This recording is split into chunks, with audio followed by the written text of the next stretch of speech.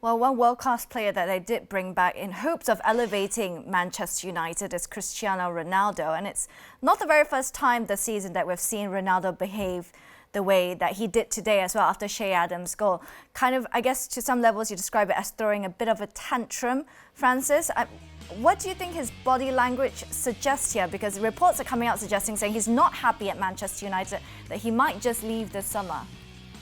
He's clearly, from the footage that we're seeing, it's not just this game. It's been a few games now where we're seeing and witnessing what you could call, disappointment, frustration, petulance. Call it what you like. But it's certainly a disappointment, and maybe to a degree in his own game as well. He's struggling there at the moment. It's the team are struggling at times, and he's quite clearly showing those frustrations and emotions, and that just fuels, I think, sort of speculation about the future of the player, and stories coming out about his agent's going to have talks with the club about his future at the end of the season and things like that. I mean, it doesn't do the club and anyone associated with the team, any favours whatsoever, really. But those are the kind of stories, as we've touched on already, when the speculation and the talk that is around a club the size of Manchester United and the profile of a player of like somebody like Ronaldo, they're always going to attract that kind of attention. And quite clearly,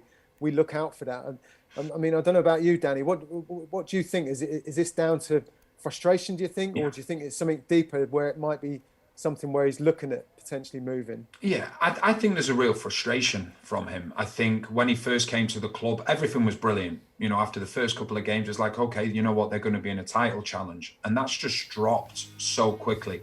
But also what I think there is as well with Ronaldo, remember the Manchester United that he left when he went to Real Madrid? He's probably come back and thought to himself, wow, where is this club now? Because it's unrecognisable. And when you've been somewhere and you've had success, and this doesn't just matter about football, this could be in anything that you're doing, any business, any work. If you go and leave there and then you come back, and if it's not how you remembered it being, there's going to be frustrations. We know Ronaldo, wherever he's been, he's a winner. And at certain times, he's going to get frustrated. We're seeing it. Can he do it in better ways? There's nothing worse at times when you see players just putting their arms up in the air, and that can be frustrating. You see Fernandes going over to him now just to talk to him. But that will be the frustration for Ronaldo. The Manchester United that he left compared to the Manchester United that he's come back to, they're just millions and millions of miles apart. Danny, being Ronaldo, though, do you think he should be almost like one of the ones that is, as a senior pro, almost like saying, I'll put the shift in, even though I'm not playing particularly well personally maybe, or I'm not scoring, I'm going to lead by example to sort of show the other players in the team to what it takes to be a great at Manchester United and be successful. Yeah. Certainly not throwing his arms around is not going to help anybody, really, is it?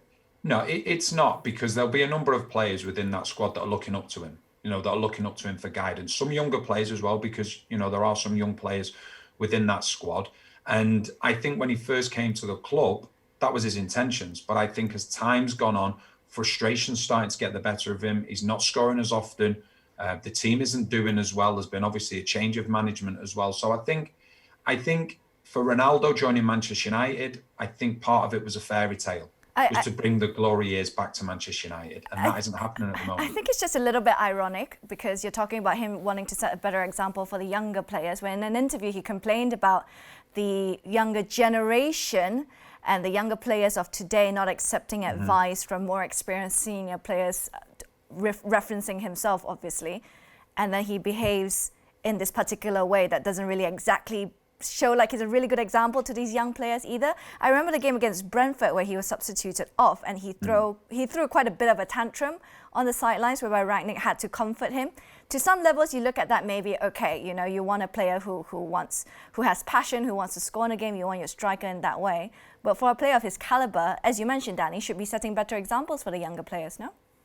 Yeah, 100%. And it was very telling when he did the interview, because he spoke about the younger players and he said, I want to help them, but not in as many words, but he was saying, I want to help them, but they've got to join in. They've got to do, if they're coming to me for advice, they've got to do what I'm asking, or take the advice on board. But I just feel that a huge part of it for me is that this was a fairy tale for Cristiano Ronaldo. He came back on his debut, I think it was against Newcastle, he scored 2 goals. Everything was going unbelievably well. All of a sudden, he's doing well in the Champions League. He's getting the goals. And That will have been his dream when he joined the club, to put the club back on the map, to have success, whether it be in the FA Cup, whether it be in the Champions League, whether it be in the Premier League.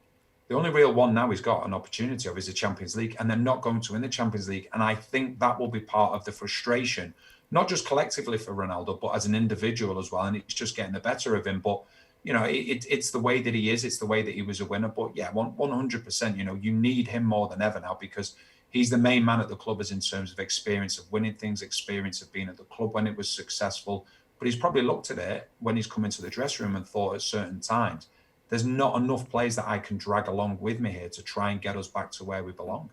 Maybe I think there's one part of it as well, guys, is that I think, you know, talking about teams from the past and characters from the past, especially with Manchester United as well, I think even if you're one of the, if not the best player in the world, there's still an element of effort and work that you put in. Like the United sides from the past, if they weren't playing particularly well, or one of their top stars was having an off day or something like that, collectively, and probably players like Roy Keane and others wouldn't allow players to get away with it, but there's still a level of effort, commitment and performance that went into a game. All those ugly things of the game that every single player has to do. And at the moment, it doesn't seem like enough of the United players are doing that at the moment, does it? You know, when things are going tough or they're not playing particularly well, there's no one really in that side that are rolling their sleeves up to a point in almost showing those qualities that you've got to display and leading by example in that sense, even when you're not playing well. I think what we've done now as well is, you look back at Manchester United over the years, there was always Fergie time. Now it's gone on its head and it's now opposition time.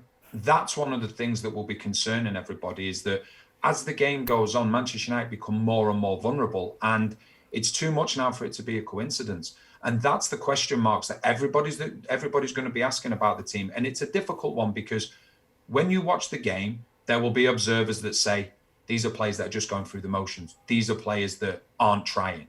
But then there'll be the other side, which I'm on, which is the players are trying, but I just think the fitness levels from what's been demanded at them at the moment is too great for them. And that's why other teams are obviously getting the better of them or coming back at them in certain games. So it's a real difficult one for them. But when you're watching the game as an observer, like I say, you can look at it one of two ways. And neither way is great, to be honest with you. But that is the problem, and that's the predicament that they're finding themselves at the minute.